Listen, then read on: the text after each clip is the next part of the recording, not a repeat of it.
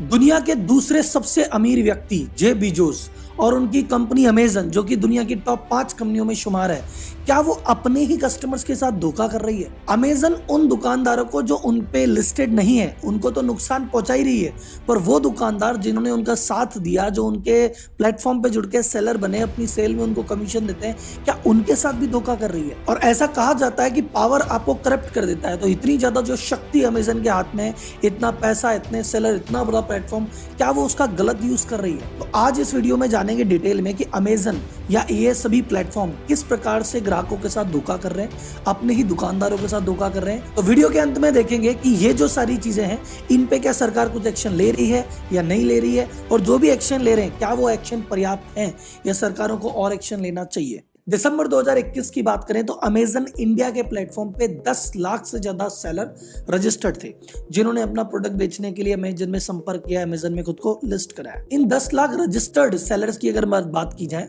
इनमें से 90% ऐसे हैं जो छोटे शहरों से, टायर 2 सिटी, टायर 3 सिटीज, इनसे आते हैं और इनको लगता है कि अमेजन हमारा भगवान है भैया।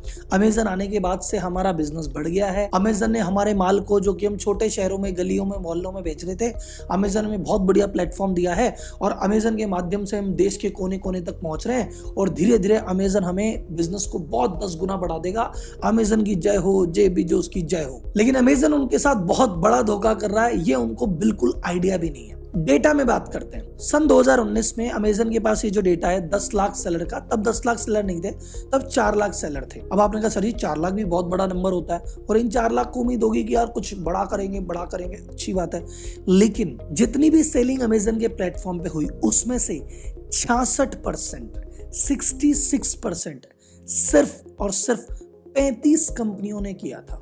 अब आप इमेजिन करो सर, 3,99,965 कंपनियों ने मिला के 33% काम किया है और मात्र 35 कंपनियां ऐसी है जो 66% माल बेच रही है। कुछ तो गड़बड़ है दया। और अगर इसके और अंदर गहरी जाके बात करेंगे, ये 35 कंपनियों जो 66% काम किया, इसमें 2 ही कंपनियां ऐसी थी जिन्होंने अकेले ने 35% का काम किया।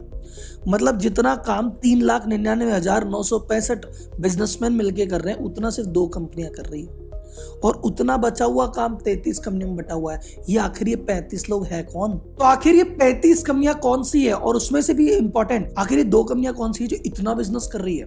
तो इसको समझने के लिए अपन को समझना पड़ेगा एफडीआई के लॉस को। एफडीआई मतलब फॉरेन डायरेक्ट इन्वेस्टमेंट।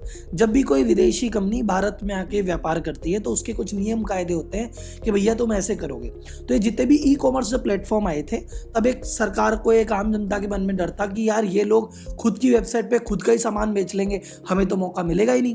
तो एफडीआई लॉ में लिखा हुआ है कि भैया अगर तुम खुद की ही वेबसाइट है, उस वेबसाइट पे तुम प्लेटफॉर्म दे रहे हो बाकी सबको सामान बेचने के लिए, तुम खुद सामान मत बेचने लग जाना। जेफ बेजोस ने कहा ठीक है भाई साहब, लेकिन मानने वाले थोड़ी थे, इतना बड़ा प्लेटफॉर्म छोड़ेंगे थोड़ी।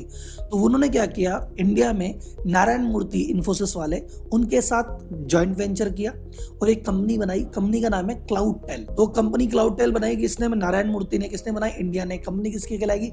इंडिया की। तो उन्होंने कहा भाई इंडियन कंपनी है, मेरी थोड़ी है, मैं थोड़ी बेच रहा हूँ, ये तो इंडियन कंपनी बेच रही है, और उनसे टाई अप करके खुद का सामान भी बेचना चालू कर दिया। तो जो 2 कंपनियां 35% बिजनेस कर रही है, उसमें से एक कंपनी है क्लाउडटेल। मतलब भैया अमेजन अपनी वेबसाइट पे खुद ही सामान बेच रहे हैं। गवर्नमेंट ने समय समय पे एफडीआई लॉ में 1-2 चेंज और किए। उसने कहा रे भाई साहब देखो, कोई भी एक कंपनी 25% से ज्यादा माल नहीं बेच सकती। कल को तुमने कहा सारा माल हम ही बेच लें, भैया तुमने सारे ग्राहक तो तुम्हारे पास आ ही गए, सारा सामान तुम ही बेचो। तो गवर्नमेंट ने लिमिट लगाई कि भाई 25% से ज्यादा सामान एक कंपनी नहीं बेच सकती। उस समय 25% से ज्यादा भी बेच रहे थे, तो 2 कंपनी बना ली। बोले तो क्लाउडटेल है, एक अपारियो है। तो क्लाउडटेल में बिक गया, क्लाउडटेल में 25 से ऊपर जाता दिखता है, अपारियो में डाल देते हैं। तभी ये दोनों कंपनियां मिलकर 35% काम कर रही है और पीछे इनका अमेजन से ही एग्रीमेंट है। तो ये 35% माल और कोई नहीं, अमेजन खुद बेच रहा है। फिर सरकार ने एक लिमिट लगाई कि अरे सुनो, तुम खुद का माल खुद नहीं रख सकते। अमेजन ने कहा हम क्या रख रहे हैं, ये तो ये कंपनियां रख रही है। तो जैसे जैसे सरकार नियम बनाई जा रही है, ये धीरे धीरे नियम को तोड़ा जा रहा है। अब आपको लग रहा है राहुल जी देखो ये मॉरल रूप से गलत है, नैतिक रूप से गलत है, कुछ लॉ का भी उल्लंघन है, लेकिन गलत क्या कर रहा है? उसके पास वेबसाइट है, लोग हैं, बाकी 4 लाख लोग भी बेच रहे हैं, ये भी बेच रहा है, बेचने दो गरीब को। नहीं सर, अगर ये सिर्फ अपने ओरिजिनल प्रोडक्ट ही बेच रहा होता तो बात अलग थी। ये क्या कर रहा है, आप ही के प्रोडक्ट कॉपी करके बेचता है। आपने एक शर्ट बनाई और क्या शर्ट का डिजाइन है भैया, मजा आ गया।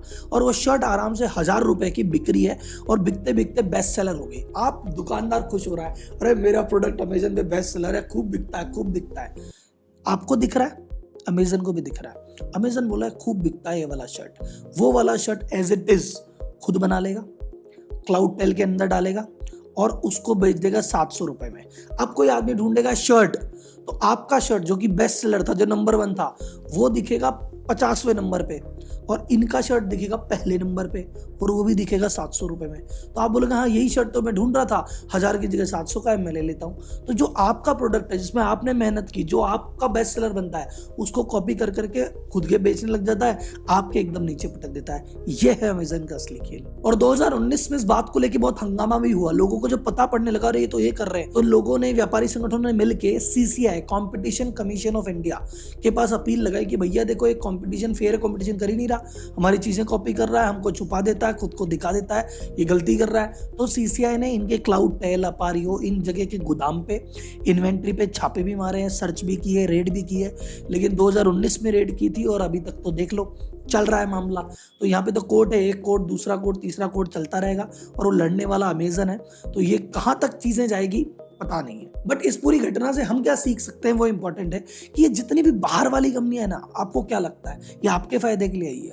ये आएगी, बोलेगी ऐसे ही, कह रहे देखो हम तो सेलर का फायदा लगाने के लिए, आपकी चीजों को फेमस करने के लिए, आपको मार्केट देने के लिए आएंगे ऐसे ही। पर जब इनके पास पूरी पावर आएगी, ये उसका यूटिलाइजेशन करेंगे खुद के बेनिफिट में। तो जब तक आपका सामान बिक रहा है ठीक ठाक, तब तक आपका काम चल रहा है। जिस दिन बहुत जोरदार बिकने लग जाएगा, उस दिन कॉपी होके ये बेचेंगे और वो चीज आपके हाथ से चली जाएगी और आपको पता भी नहीं पड़ेगा आपके साथ हुआ क्या। और अगर आप ये समझना चाहते हैं कि राहुल जी ये अमेजन जो है और ये जो बड़ी बड़ी कंपनियां, बड़े बड़े स्टार्टअप हैं, ये ओला, उबर, स्विगी, आखिर ये करते क्या है? जब इनके पास इतना बड़ा प्लेटफॉर्म होता है, पूरे देश में विदेश में इनका एक छत्र राज होता है, ये कैसे फायदा उठाते हैं? आने वाली वीडियो में मैं आपको डिटेल में बताऊंगा कि आखिर ये जितने भी स्टार्टअप है ना, ये किसी भी देश में, किसी भी मार्केट में एंटर कैसे होते हैं, क्या स्ट्रेटजी फॉलो करते हैं कि देखते ही देखते बहुत कम समय में नंबर 1 बन जाते हैं और फिर अपनी शक्तियों का गलत इस्तेमाल करते हैं। तो वो वीडियो अगर आपको देखनी है तो इस वीडियो पे 1000 से ज्यादा लाइक होने चाहिए। तो वीडियो को देखते जाइए, वीडियो को लाइक करते जाइए और अगली वीडियो का वेट कीजिए। मिलेंगे जल्दी ही। धन्यवाद। जय हिंद।